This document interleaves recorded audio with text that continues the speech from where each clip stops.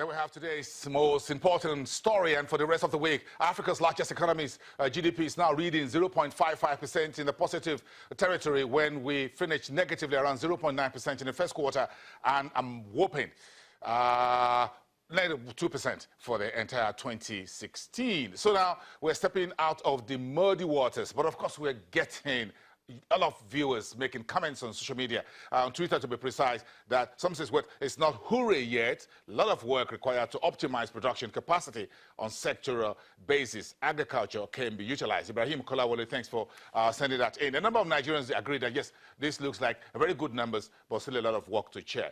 A lot of cheering, but we can just roll out the parties yet. So let's move on back into where you can see the numbers there, and you can see that scrolling on your TV screen. And of course, you can follow us on social media. Bismarck Rewani, the Economist and Chief Executive Officer at Financial Derivatives, still live here in the studios. Thank you, sir. So you say GDP is good. Well, it's a sunshine, but too soon to cheer. Yeah. Now, the Statistician General seems to agree with you with what he said, because again, when you go into recession, you're going to ground zero. Then you start working your way back to where you stumbled. Yeah. Then you get up. Then you begin to find out how you move forward without stumbling again. Now, that seems to agree with the central bank governor's communique of the MPC at the last July meeting, that this recession is still soft and we need to watch it. Well, let me make something very clear. This is the first recession in 25 years. Okay? 25 years, this is the first recession. So coming out of it was not going to be a V curve, it was going to be a U curve. It's going to be a slow, painful, and tortuous recovery. So tomorrow or today, you're going to have everybody trying to claim credit for what they did not do. The reality is that oil production went up, and that has helped. That is number one reality, but we'll break it down. As long as you grow below 2.7%, it's still negative in the sense that you are producing more babies. I said earlier on, 14,000 children every day, while what you are producing can only feed the next 2,000 or 3,000. So there's a gap, and let's accept that, okay? Two is that it's going to get better, because we're talking about Q2, we're not talking about Q3. And we're going to have to break down and understand why what has happened has happened. First and foremost. So we're looking now at the path to the slow digging out of the slow path to recovery. Because don't forget, South Africa went into a recession, and they're reporting 2.3% growth.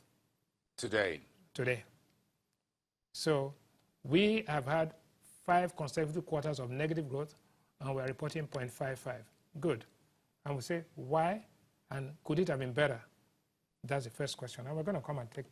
But most important is that the 3 sectors that performed spectacularly, apart from oil, because we got just production. Power went from 5.04% to 35.5%. That's spectacular. And that was amazing. You know. 2, trade.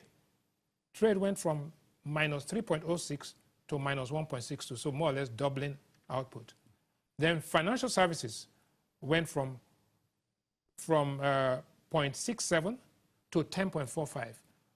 Over 1,000%, right? So why did this happen? One, for power, is because there was a lot of effort going into the Gencos, Discos, and you can see in that second quarter, the price of diesel actually crashed. So even though we are, 3,500 megawatts, from a low base, we did better. Okay, so let's give credit to power. And that in spite of insolvency. Secondly, trade. Because the foreign exchange was available, trade in Nigeria is about 18% of the GDP is about trading. So we moved from minus 3.06 to minus 1.62. Not yet in positive territory, but moving in the right direction.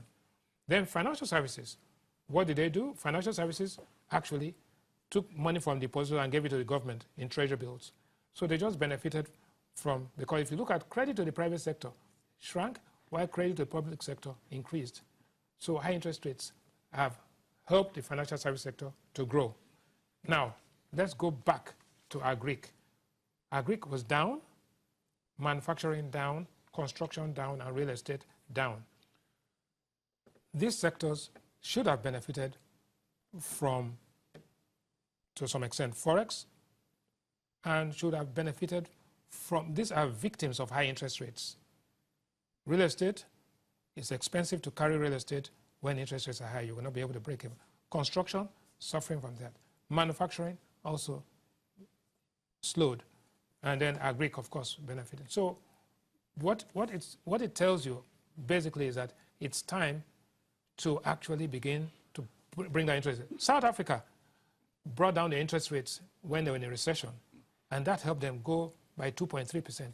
We have maintained interest rates at the tightening level, and that is why our recovery has been slow. The manufacturers will tell you that they need money.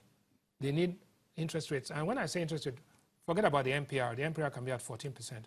But you cannot have treasury bill rates effectively at 23% if you take away the tax, and that's the risk-free rate in the economy.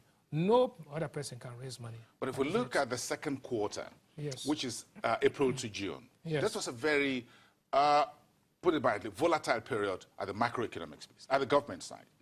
We had an overlap of 2016 to 2017 budget, yeah, and that was a very big fight about the budget. We're not sure when budget 2016 finished and when 2017 was in May. In May. Yeah. And we didn't know how much we were spending to transit.